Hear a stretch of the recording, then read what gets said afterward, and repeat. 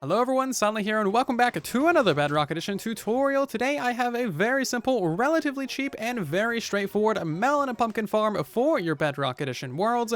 This melon and pumpkin farm is a one-chunk farm that instantly harvests all of the melons and pumpkins as soon as they grow. It's honestly a really efficient little design. This farm relies on a couple of very basic bug fixes and new features in the 1.16 Nether update to function, and it's kind of like a new design that we can finally make on the Bedrock Edition. It doesn't rely on any bugs, glitches, exploits, or flying machines, so once you build this in your world, it should just work, give you all the melons and pumpkins that you ever need. You shouldn't need to do any upgrades, upkeep, or fix it ever. It should just work and be a beautiful farm in your Minecraft worlds. So let's go ahead and take a closer look at this thing and see how it operates. And here is the melon and pumpkin farm. As you can see, it is actually a pretty straightforward little thing. So basically we have observers detecting the melon and pumpkin stems. As soon as these grow a melon or pumpkin, that'll activate the pistons, which will then break the melon and pumpkin, turning it into an item, and then the hopper minecart below will pick that up and put it into your storage system.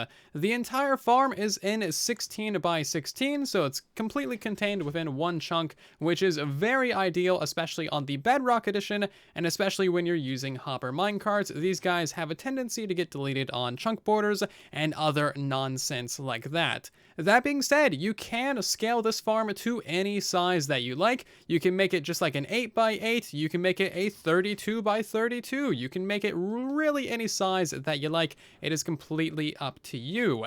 That being said, we also have an on and off switch for this design. As you can see, we flick that lever, that'll activate the not so ideal redstone on the top, and that'll turn off the entirety of the farm in case you ever have a lag issue, or you decide that, you know what, you don't need 30 million melons and pumpkins. In case you don't want an off switch, that is perfectly fine. This is what the farm looks like without one. As you can see, there is basically no circuitry when it comes to this farm. The observers just have a single piece of redstone on top of them, and that powers all the pistons around them, harvesting the melons and pumpkins.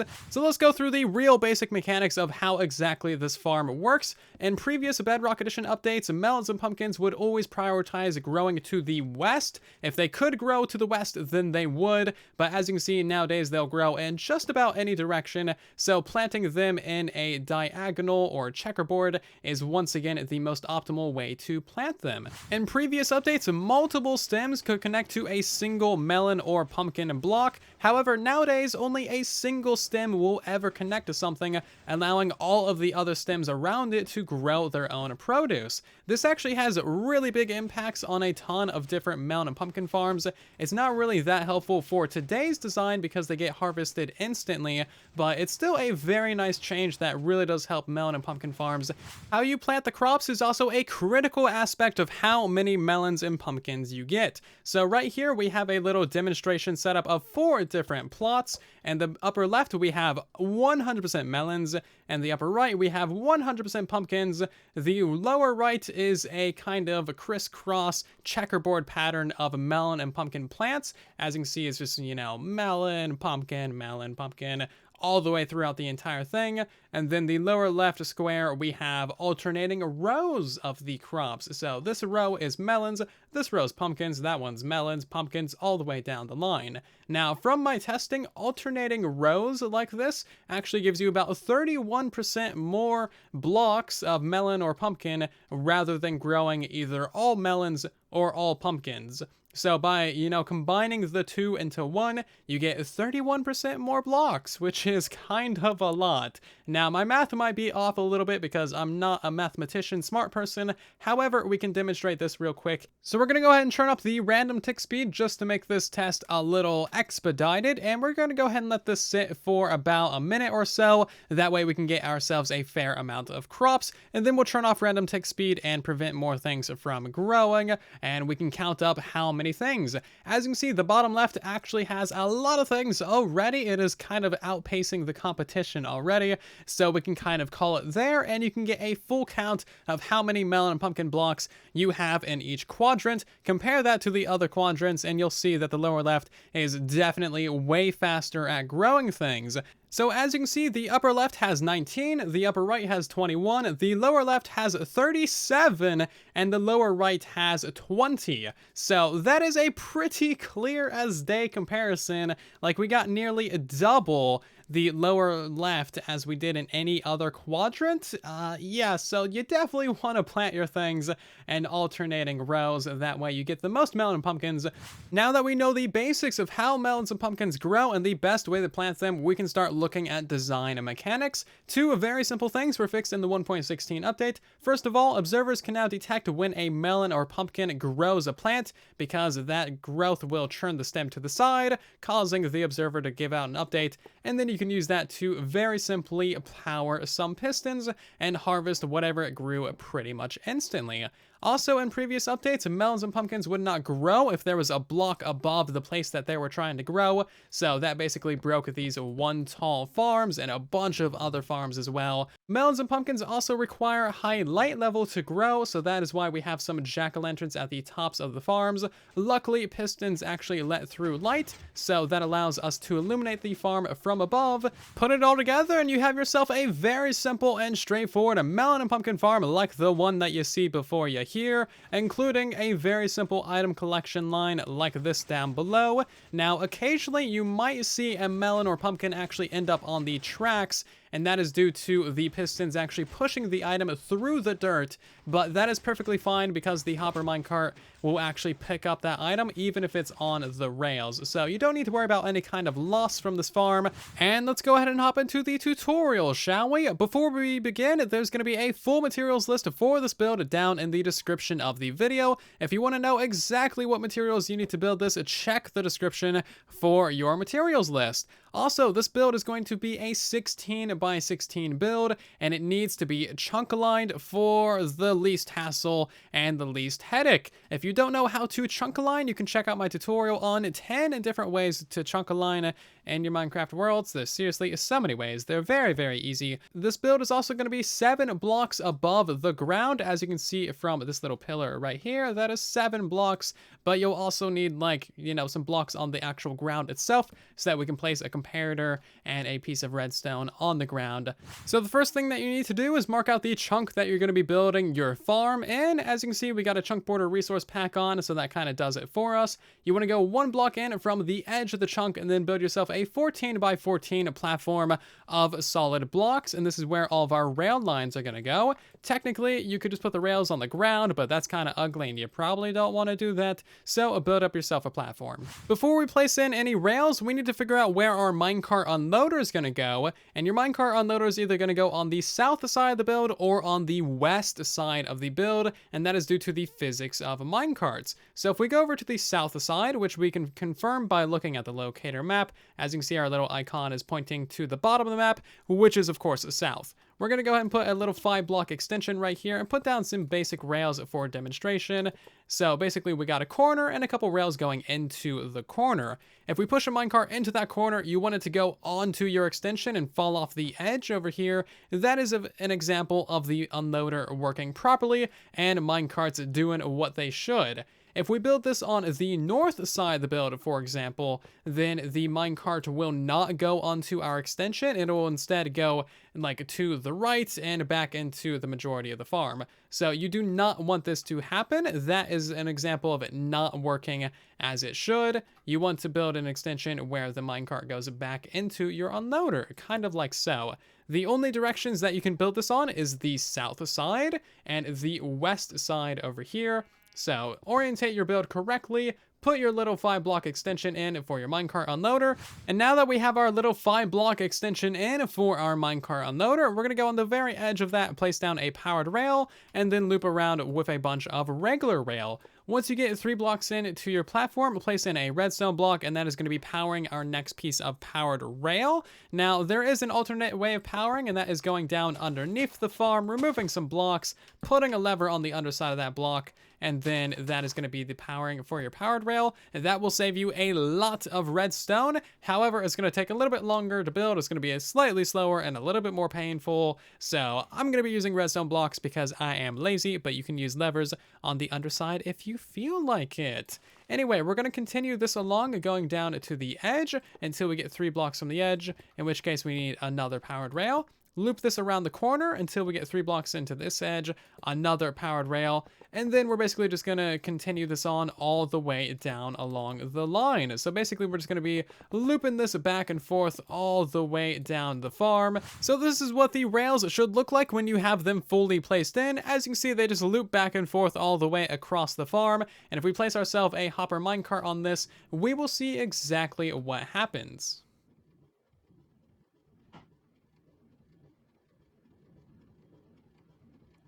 And that is the intended behavior. That is exactly how your rail line should work. If it doesn't work like that, then you might have done something wrong somewhere. I went ahead and just put in a little square of dirt right above the platform that our rails are on. This is going to be the furthest block out of our farm, and this is where all the plants are going to be going. We are not going to be filling in the entire platform of dirt right now, because we actually need to like stand in here in order to place the pistons facing downwards. So right now we're going to go ahead and actually install the observers. So right here on one of the corners, so just go ahead and place a scaffolding block and then an observer facing downwards. And then I would suggest just like using netherrack as a scaffolding. It's a really quick and easy thing to get a lot of, and it's very easy to mine quickly.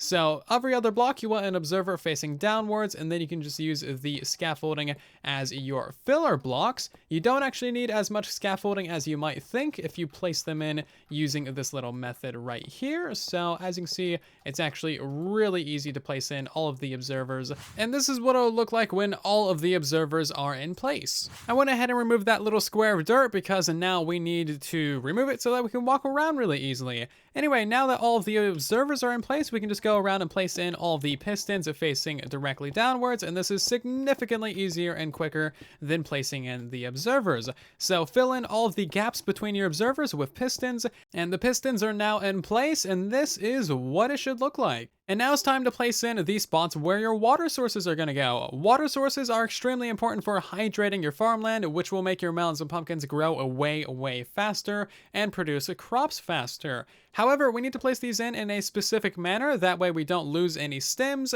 Anyway, find yourself a corner that has a piston on it, like this corner right here, and then we're going to go in by 5 blocks. That is 3, 4, and then on the 5th block, we're going to place in a lower half slab. Count to the sides by 6, so 1, 2, 3, 4, 5, and then another lower half slab right there. Count to this side by 6, 1, 2, 3, 4, 5, and then the lower half slab on the 6th block, and then the next half slab is just going to be lined up with that one, and lined up with that one as well. That way you have a little square. Once the slabs are marked out, go ahead and replace all of the pistons that are above them with solid blocks, because these pistons do not need to be here. They are completely useless. And now we can start filling in the dirt. So I'm just going to go ahead and place in one line on this very back side right here, and then you got to make sure that you till the areas that are underneath the observers.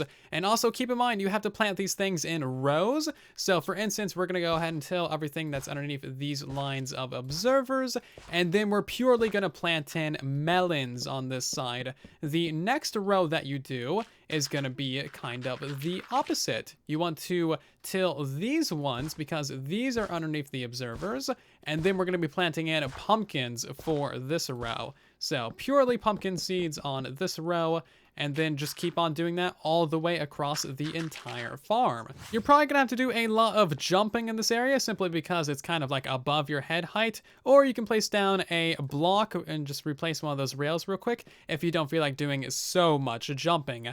Anyway, once you have surrounded the slabs in dirt like this, like completely surrounded, not just like halfway surrounded like that, then we can actually go ahead and waterlog these things. So simply go ahead and click on the side of that tilled dirt, that'll waterlog it, and that is going to hydrate all of your farmland. So once you have those waterlogged, go ahead and keep placing in the rest of your rows, tilling them, planting them, and then eventually waterlog these ones as well once they are surrounded by dirt. And that is what it should look like when all of your crops are planted in. These crops can take up to 30 minutes to fully grow before they start actually producing some crops, so we got plenty of time to finish up the rest of the farm, starting with the basic redstone redstone on the top of the farm, you want a piece of redstone dust on top of every single one of your observers. It sounds like a lot of redstone, but it's actually just like a stack and a half. It's not that bad. Anyway, once you have in redstone dust on top of all of these things, then simply go ahead and put a solid block right above each one of your pistons, and that's what it should look like when it's done. You will see these things activate every single time one of your little plants grows up a stage, and you'll also see these activate whenever your plants produce a crop. Now it is time to install the lights on this farm. As you can see, it is actually very, very dark in there. You can either use jack-o'-lanterns or you can use sea lanterns. Both of these conduct redstone power, and that is why we need to use one of these two. So just go to one of the corners where we have a solid block above the piston, and then we're just going to place in a light emitting block every other block, going all the way across the entire farm in this kind of, you know, square grid shape. That's all there is to it. And now it's time to install the minecart unloader. So go ahead and put yourself a comparator right here, reading from the block that has the powered rail on top of it. Put a solid block in front of it, redstone torch on top of it, blocks above and to the sides of those, and a redstone dust right there that'll power that powered rail. And now you can put a hopper minecart on there, and that'll go all the way around the farm and do its merry thing. To get the storage, just put yourself a hopper right there so that the comparator can read from it. And this hopper can go into literally whatever kind of storage system you like. I'm going to put it going into a double chest just right there because that is the simplest. You can put a lever right here on this block for a temporary on and off switch, or a permanent on and off switch if you don't want to actually install the full on and off switch for like the top part of the farm. Regardless, we're going to go ahead and put 2 layers of glass going all the way around the build, one at the layer of the plants and one at the layer of the dirt. This is going to contain all of the drops of your farm and make sure that none of them get shot out. Your farm is now officially functional and ready to go. It is now going to start producing melons and pumpkins as soon as all of your crops start growing. If you want to stop here, you totally can. However, I would highly, highly, highly recommend that you install the on and off switch for the top part of the farm. Having an on and off switch is actually incredibly useful in so many situations, so you should just invest the minimal amount of resources that it takes to actually build it. First things first, the minecart unloader needs a slight modification. We need a solid block right there with a piece of redstone dust. Solid block above it, that's where our switch for the farm is now going to be residing.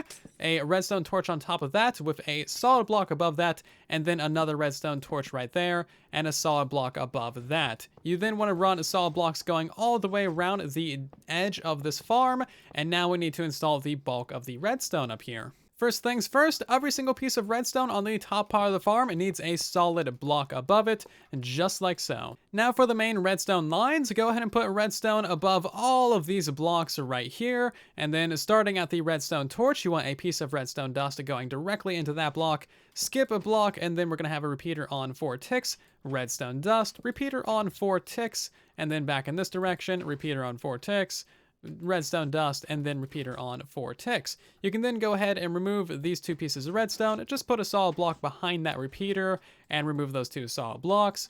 Put a solid block behind that repeater and remove that one right there, and that'll save you a couple of resources. And now we're going to start at the very left input over here, which is this repeater on 4 ticks. Place in a piece of redstone dust and then another repeater on 4 ticks, another redstone, another repeater on 4 ticks, another redstone, and then another repeater on 4 ticks. And basically what we're trying to do is power every single piston in this farm, that way nothing can grow and that everything is harvested. This is basically the only real easy and simple way of doing that.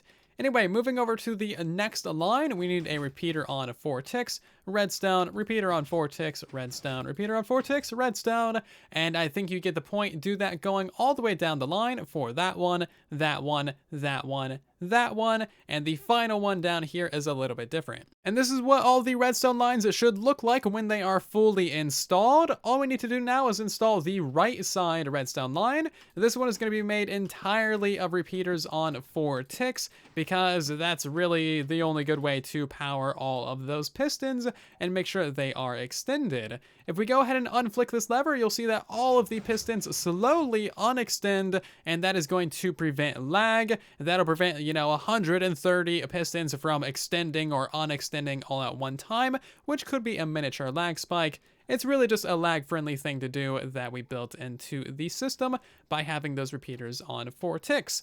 And that's all there is to this very simple and straightforward melon and pumpkin farm. I hope that you have enjoyed. If you have any questions, comments, or concerns, then of course, please do let me know in the comment section down below. I'm always trying to help you guys out as best as I possibly can. If you did enjoy this tutorial, then of course, leave a like on the video. It helps out the video and the channel a ton. If you're new here, then consider subscribing so you don't miss more tutorials like this on the channel in the future.